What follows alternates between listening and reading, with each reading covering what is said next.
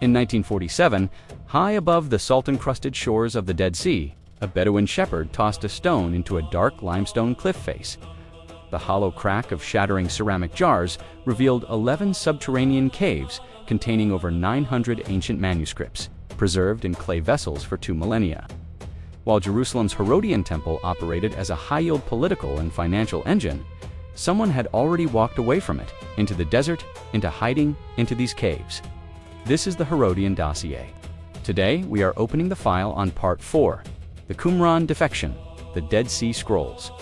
When King Herod and the Roman imperial machine co-opted Jerusalem's sacred courts, the sons of Zadok refused to participate in the hijacked sacrificial calendar.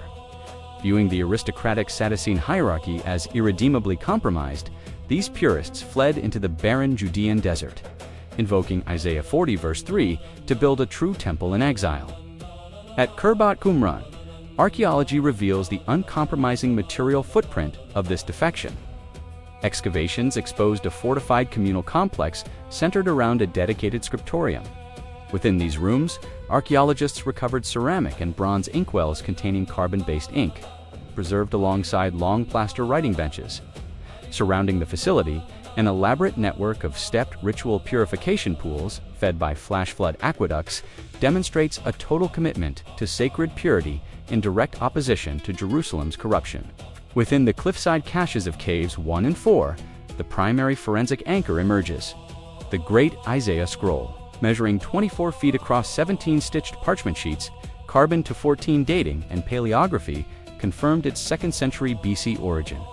When cross-examined against modern Old Testament manuscripts, the text revealed near-flawless accuracy across a 1,000-year transmission gap. The Essenes did not merely hide parchment, they preserved an uncorrupted witness against imperial religion, and in doing so, quietly built the Messianic framework that would define the collision between spiritual covenant and imperial centralization in the century to come. If you've noticed that covenant continuity always retreats into the wilderness when religious systems corrupt. That same pattern runs all the way back to Egypt. The Exodus to Conquest Master Dossier is where it starts. The plague mechanism in Egypt, the Red Sea crossing physics, the real Mount Sinai site, the Jericho destruction layer, link in the description. The Essenes preserved the ancient text, refusing to bow to Herodian power. But scrolls hidden in caves could only preserve a memory. They couldn't build a movement. As Messianic expectations spread from the Dead Sea toward Galilee, the question shifted from what had been preserved to what was about to begin. In ordinary villages, no empire thought worth watching. This is the final file of the Herodian Dossier.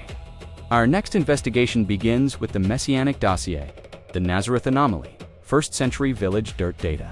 The next file is already being prepared.